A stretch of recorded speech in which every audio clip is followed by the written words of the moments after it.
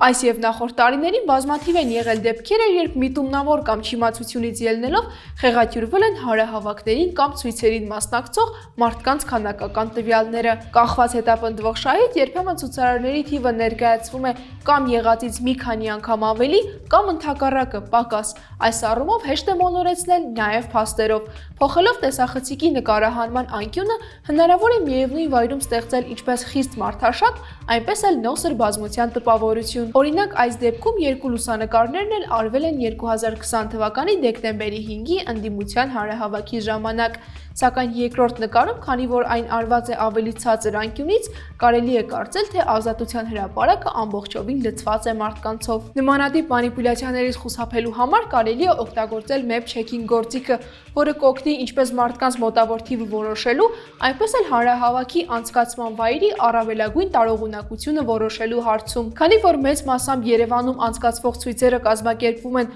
կամ Հանրապետության կամ Ազատության հրապարակում, map checking գործիքը կկիրառենք տարբեր խտությունների դեպքում այս երկու հրապարակների տարողունակությունը որոշելու համար։ Գտնելով նախընտրած տարածքը եւ նշելով տեղանքը, համակարգը մեզ ցույց է տալիս, թե մոտավորապես քանի մարդ կարող էր տեղավորվել այդ հատվածում, եթե 1 քառակուսի մետրի վրա կանգնած լիներ 1, 2, 3 կամ ավելի մարդ։ Ծրագիրը ցույց է տալիս, որ Ազատության հրապարակում մարդկանց մեծ խտության դեպքում, եթե 1 քառակուսի մետրի վրա գտնվի 5 մարդ, ապա միայն հրապարակի ասֆալտի վրա հնարավոր կլինի միաժամանակ տեղավորել մոտ 30,000 հոգու։ Հանրապետության հրապարակի համար նույնպես կարելի է հաշվել այս թիվը։ Նշելուց հետո ծրագիրը ցույց է տալիս, որ հրապարակի շրջանաձև հատվածում, որը պարփակված է Տիգրան Մեծի, Վազգեն Սարգսյան, Ամիրյան, Աբովյան եւ Նալբանդյան փողոցներով, կարող է տեղավորվել շուրջ 135,000 մարդ։ Ավելի լավ պատկերացում կազմելու համար կայքի այս հատվածում կան 3D պատկերներ, որոնք պատկերավոր ցույց են տալիս, թե ինչ տեսք կունենա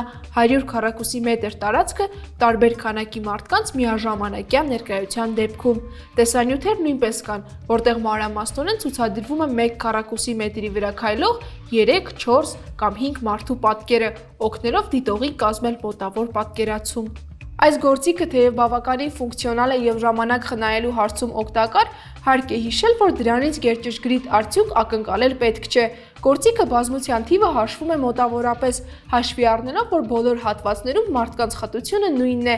այնինչ հրապարակների տարբեր հատվածներում, օրինակ կենտրոնում կամ ծայրերում, մարդկանց խտությունը տարբեր է լինում։